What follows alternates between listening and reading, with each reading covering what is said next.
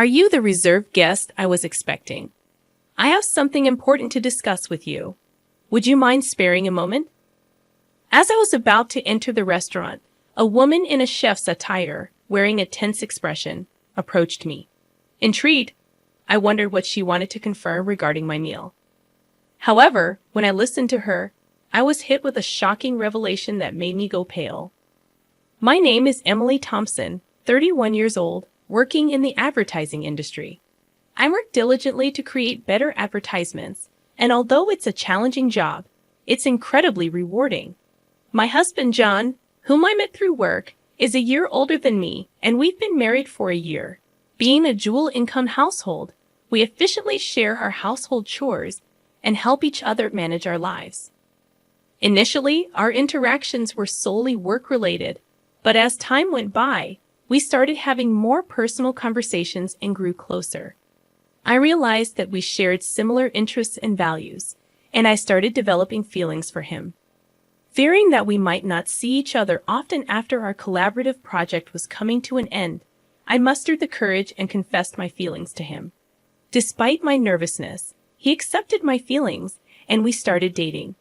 After a year, he proposed, and we got married. Before marriage, John revealed that he had been previously married and was divorced. They were married for about a year, had no children, and mutually decided to part ways due to differing values. It seemed like John regretted not being able to make his previous marriage work. He appeared a bit reserved when it came to love, probably because of his past experience, but I understood. As long as there were no lingering issues, I didn't mind his past. It wasn't about wanting happiness for marriage, but wanting to live my life alongside John. So I accepted the fact that John was divorced and went ahead with the wedding.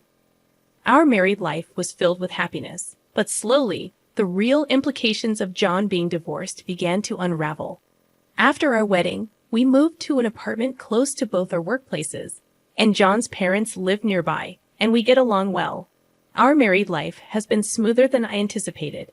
Initially, I had concerns about living so close to my in-laws, fearing potential conflicts, but they were always kind to me. Given our work schedules, John and I hardly have time during the weekdays, but we make the most of our weekends. Living with my husband, due to both of us working, we don't get much leisure time together on weekdays, except for brief conversations at dinner. Therefore, we spend a lot of time together on weekends.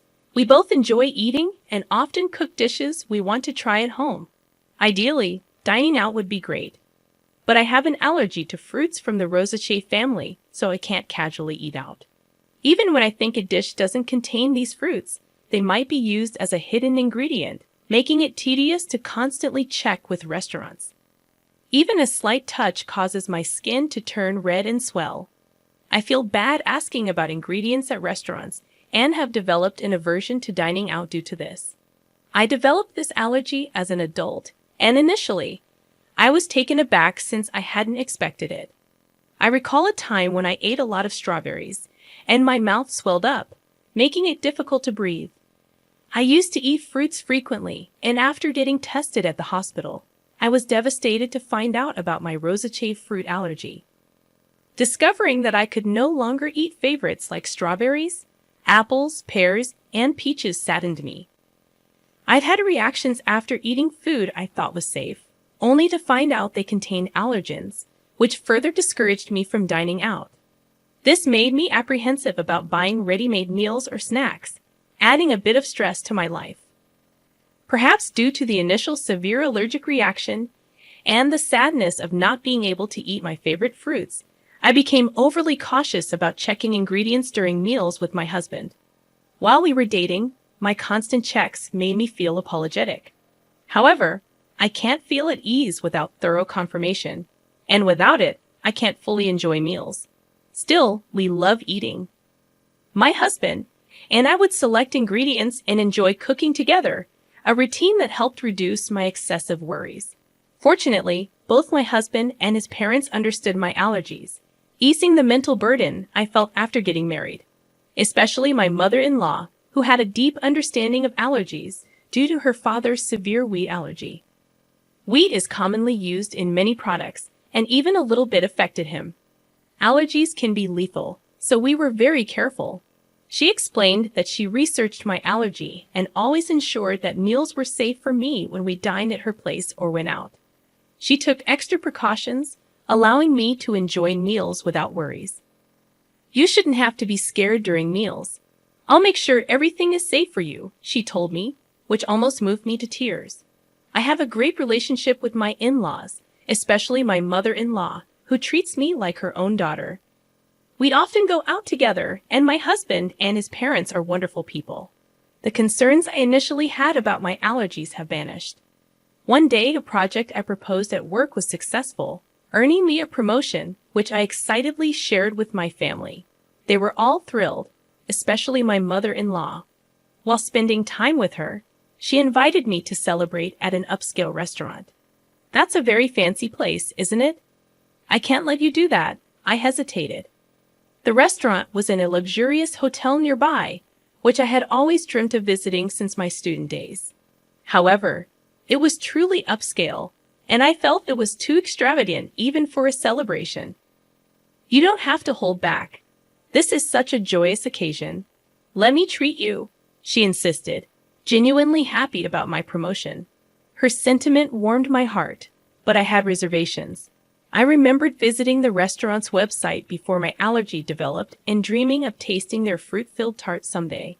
The restaurant often uses fruits from the Rosacea family. While I appreciate my mother-in-law's kindness, besides the issue of the restaurant being upscale, I'm hesitant because they frequently use fruits from the Rosacea family, to which I'm allergic. Whenever I dined out with my mother-in-law in the past, we informed the restaurant of my allergy beforehand. But each time, I felt guilty asking them to accommodate my dietary restrictions. So, we often chose restaurants that seldom use my allergenic foods. I worry that even if we inform this restaurant about my allergy, it might inconvenience them due to their frequent use of fruits. Of course, dishes without these fruits are safe for me, and I'm tempted to try them. However, considering the kitchen likely processes these fruits as well, the risk scares me. In the end, I decided to decline the offer because of my concerns about an allergic reaction. Still, my mother-in-law was keen on the idea. I'll inform them about the allergy when I make the reservation. Don't worry. I also have a connection there, so they'll take good care of us. I was surprised to hear that she had connection to the restaurant, given that neither she nor my husband had ever mentioned it. However, I assumed it wasn't something she boasted about. Considering my mother-in-law's enthusiasm and my genuine interest in the restaurant's cuisine, we decided to have lunch there together. Given that it was a suggestion from my mother-in-law, who had always been considerate of my allergies, I felt relieved, thinking there was nothing for me to worry about. When I told my husband about this, he was surprised to hear that his mother had connections at the restaurant. He'd also mentioned that the restaurant sometimes serves fruit, and he appreciated their consideration for allergies. When I shared with my husband that my mother-in-law had informed the restaurant about my allergies during the reservation, and that they would take precautions, he seemed relieved. It's a celebration of your promotion, right? Make sure to enjoy yourself, he said with a laugh. Initially, I declined because of my allergies, but I had always admired the restaurant, so I was excited about dining there on the day I had been eagerly waiting for. Since it was a weekday, I took a half day off after finishing my morning work. I planned to head straight to the restaurant. Being a high-end place, I chose a more formal outfit than usual and paid extra attention to my appearance. When going to work, colleagues noticed my attire and asked about my plans. When I told them about the meal, they wished me a good time before I left the office excitedly. As I entered the hotel entrance, my mother-in-law was already there. The two of us headed to the restaurant on the first floor, and since we had a reservation, we were immediately escorted to our table. Our reservation was for 1:00 p.m., but due to the busy lunchtime, we were informed that the serving might be a bit delayed. Understanding the popularity of the high-end restaurant, I decided to order just drinks for the time being and wait patiently. Having already finished work and being encouraged by my mother-in-law, I ordered champagne. We enjoyed our conversation while waiting for our meal. Though I've had champagne before, The one I had that day tasted the best. Feeling the effects of the alcohol and the anticipation of dining at a restaurant I had longed for, I was in high spirits. From the dishes at the neighboring tables, I could tell the food looked delicious, and I eagerly awaited our meal. Suddenly, my phone rang from inside my bag. Realizing I hadn't turned it off during my meal with my mother-in-law, I tried to shut it off. Seeing the incoming call was from work, I sobered up immediately, worried that there might be a problem. I excused myself from my mother-in-law and stepped out of the restaurant to take the call, ensuring no one was around in case of sensitive information. The call was regarding a document I had submitted earlier that day. My colleague urgently needed clarification. Relieved that it wasn't because of an error on my part, I answered their questions and wrapped up the call in about 5 minutes. As I was about to turn off my phone to go back and enjoy my meal, an unfamiliar woman approached me. "Excuse me, you're the customer who made a reservation for today's meal at the restaurant, right?" The woman was dressed as a chef, presumably from the restaurant's kitchen. She looked rushed and a bit out of breath with a concerned expression. I wondered why she would come out during such a busy time. I was puzzled, but when she said she needed to confirm something, I answered her questions. Her face went pale, and she urgently told me to leave the hotel immediately. "It's dangerous to go back to the restaurant now. Please leave the hotel and ensure your safety immediately." Suspicious of the woman's intense demeanor, I asked for clarification. Once I grasped the situation, I felt the blood drain from my face. I quickly hopped into a taxi waiting in front of the hotel and headed home. That evening, my mother-in-law called. When I picked up, she was furious about me leaving her at the hotel and returning home without saying anything, causing embarrassment. Since she had reserved a special course, you had everything set up to celebrate, and you just leave without a word. Don't you know basic manners? What kind of upbringing did you have? She was angry in a way I had never seen from my mother-in-law before, and she started to berate me. I had always thought of my mother-in-law as a kind and gentle person, but there was no trace of that now. I believed that the kind mother-in-law I had known would be upset if I left without saying anything, but would also be concerned about whether something had happened to me. However, she was furiously yelling with such intensity that I began to believe the rumors about her were true. As I remained silent, she continued to berate me further, complaining even about my parents and how they raised me. "You've been silent this whole time. Don't you realize you've done something wrong? You're not fit to be my son's wife." After a long tirade, she finally seemed to calm down a bit. I then quietly posed a question to her. "You told me that you informed the restaurant about my allergies when you made the reservation today, and I could relax, right? But the restaurant wasn't aware of my allergies. So what happened? In fact, the meal today had ingredients that I was allergic to, not only in the dessert but also in the main courses. The allergenic ingredients were used in marinades and sauces, which weren't apparent from just looking. The woman who approached me earlier had taken the reservation call from my mother-in-law, and she said that no mention of my allergies had been made. However, she noticed the allergy badge on my bag and came to check just in case. Being the chef responsible for our meal that day, she immediately noticed the inclusion of the allergenic ingredients. If she hadn't informed me, I would have unknowingly consumed the food with allergens, which would have resulted in a severe allergic reaction.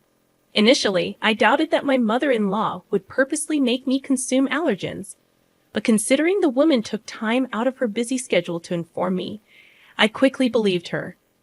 Furthermore, this woman knew about my mother-in-law's true nature, and she deduced my situation, advising me to leave immediately and ensure I went somewhere my mother-in-law would follow. The reason she knew my mother-in-law was that she was my husband's ex-wife, now working under her maiden name, Kate Young. Seeing me with my mother-in-law, she realized I was the new wife and decided to help me out. She assumed I was the new wife because she believed that my mother-in-law wouldn't have female friends, especially someone of a similar age, after getting married to my husband. The ex-wife lived with his parents and was subjected to significant mistreatment by my mother-in-law before they married. She, like me, thought the mother-in-law was gentle and kind, which left her quite baffled once they started living together. When my husband or father-in-law wasn't around, the ex-wife faced continuous criticism for her housework and was always subjected to snide remarks. Being a full-time housewife, she had no escape despite her culinary skills, honed from attending a professional cooking school.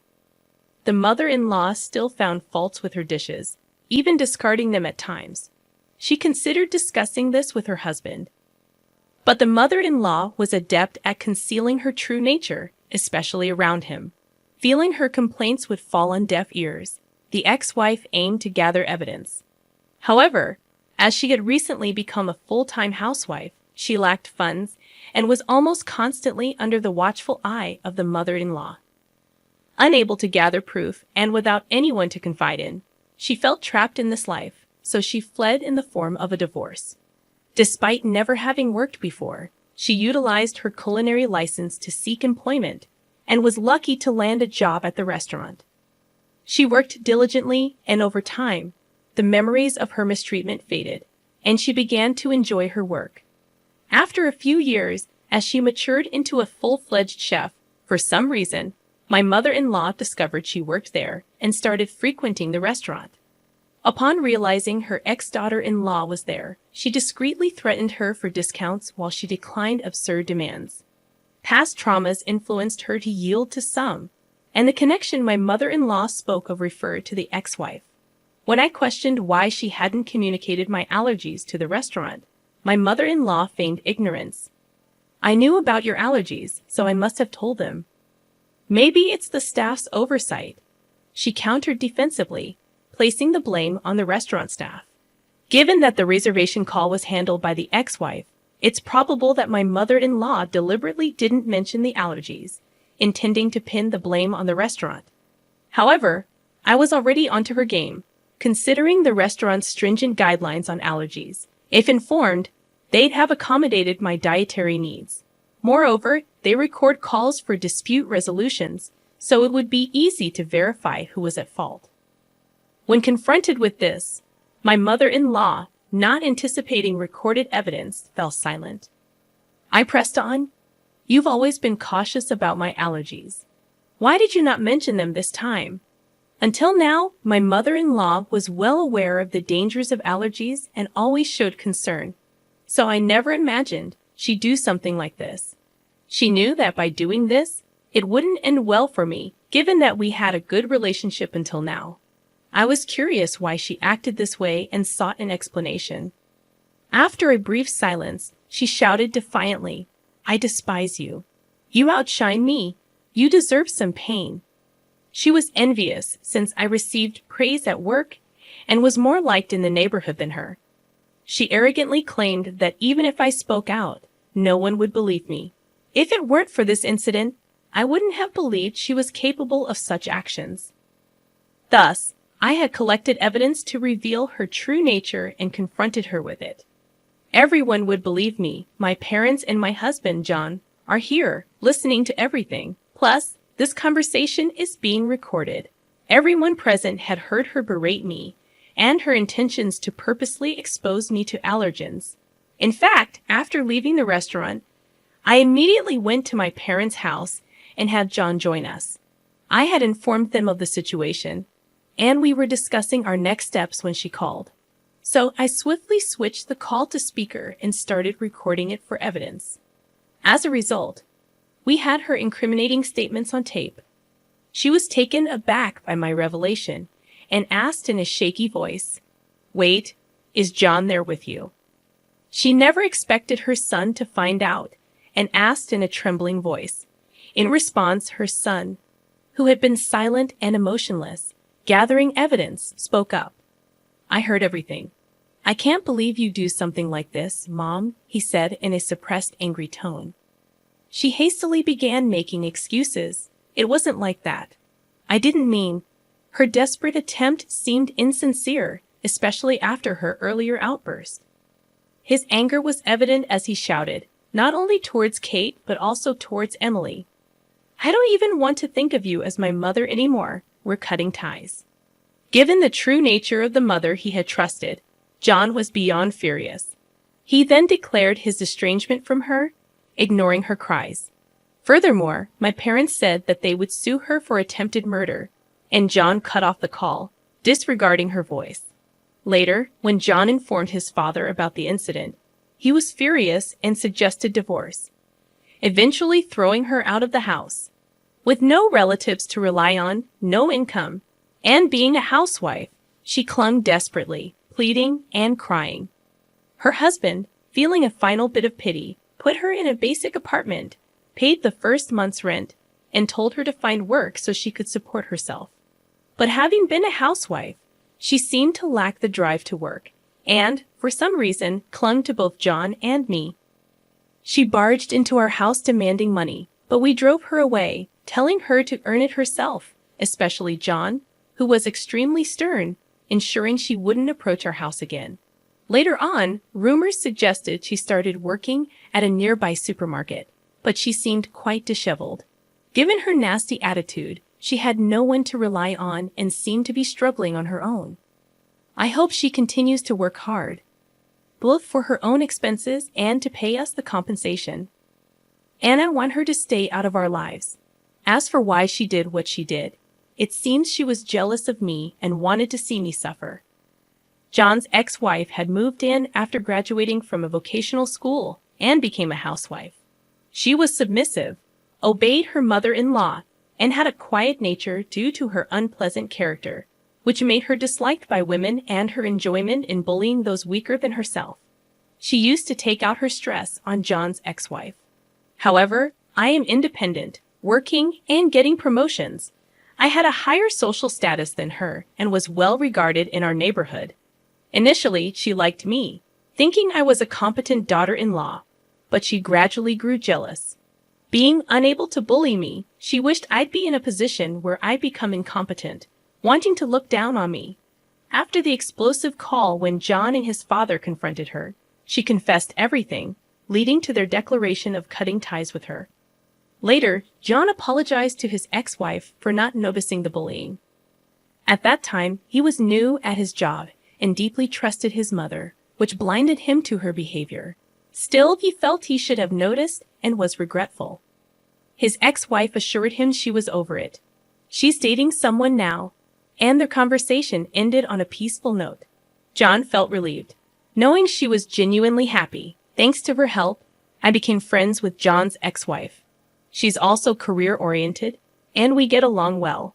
Although she's his ex-wife, there's nothing concerning regarding their relationship, and I'm glad to have a friend close in age. After settling matters with the mother-in-law, John and his father threw me a promotion party. With the celebration from the two of them, I felt happy and determined to continue working hard without worrying about my mother-in-law.